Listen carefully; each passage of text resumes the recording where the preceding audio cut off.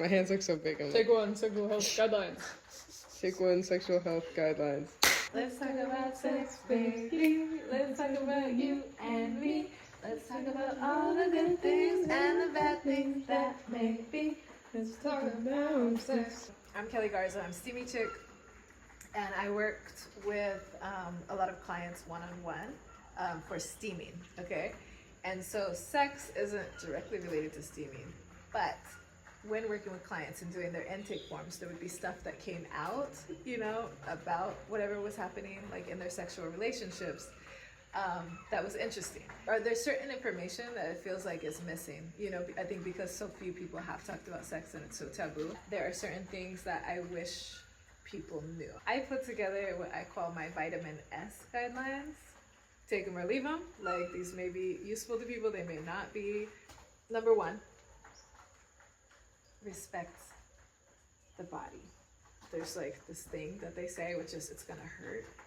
I don't think that that's useful. I think that instead of saying it's gonna hurt, I think that we need to say it shouldn't hurt, right? And then do the things that are necessary to make sure that it doesn't hurt, okay?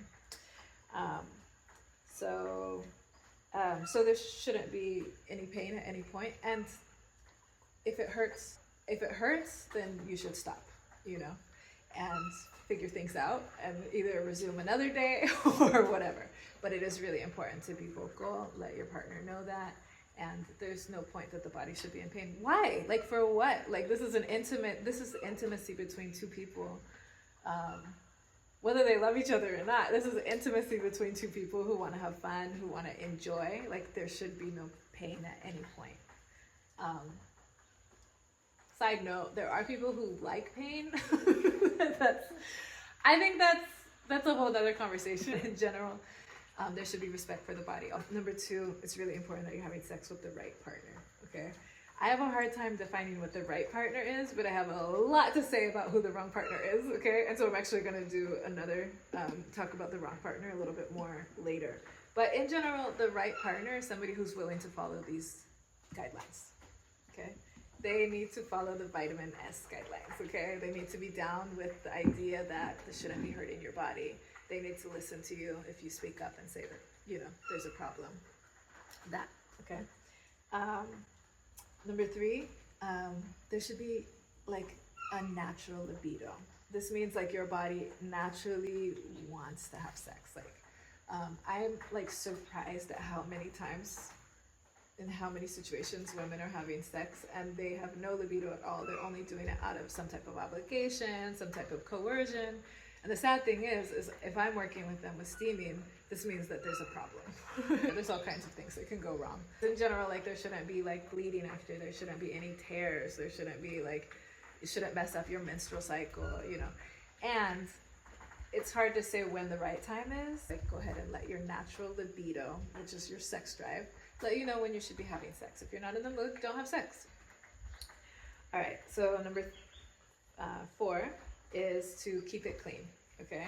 So anything that's gonna be touching the vaginal canal needs to be cleaned beforehand, and the vaginal canal needs to be cleaned after, okay? So people talk about urinating after, that's fine, urinating is good, but like, let's also get some water on it, you know, whether it's a bidet or a spray bottle, a shower.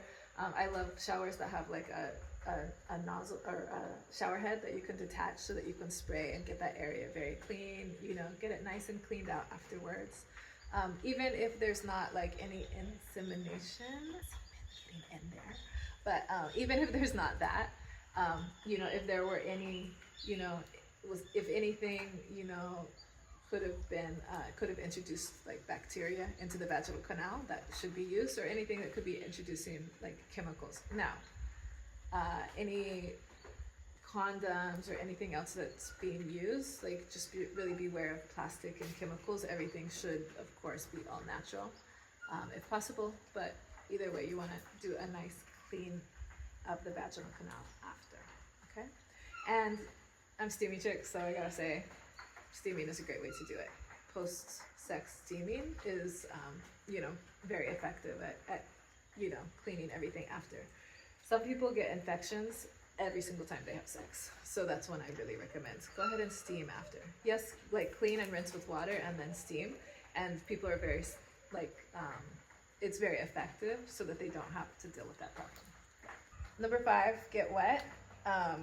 So the vagina has what are called vulvovaginal glands that are on either side of the vaginal canal, and they naturally secrete a lubricant, like this nectar, this like very clear, nice smelling. It kind of actually really reminds me of like the nectar that you find in flowers, like flower nectar. So once that secretes, then that's when the whole area gets nice and wet and it's nice and lubricated. And after that point, penetration is not going to be painful because there's not going to be that dryness that often, can cause pain and, bleeding or like cuts and stuff like that. So what it takes for the vulvovaginal glands to secrete that is going to be different with each person. And this is really, really important to understand. This is kind of like, this is what, I don't know, however long this,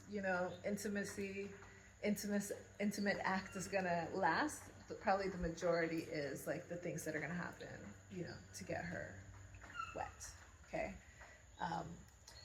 And then after that, there can be penetration, okay?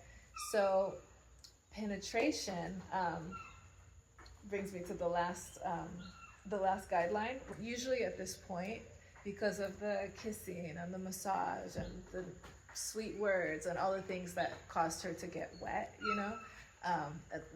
probably massage and, different things.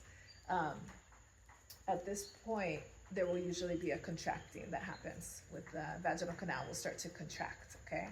So that's what I call wait for the invitation, okay? So there should be penetration after the person gets wet, and then when there's that invitation, there's that like calling, that calling in. So that's it. Those are the guidelines.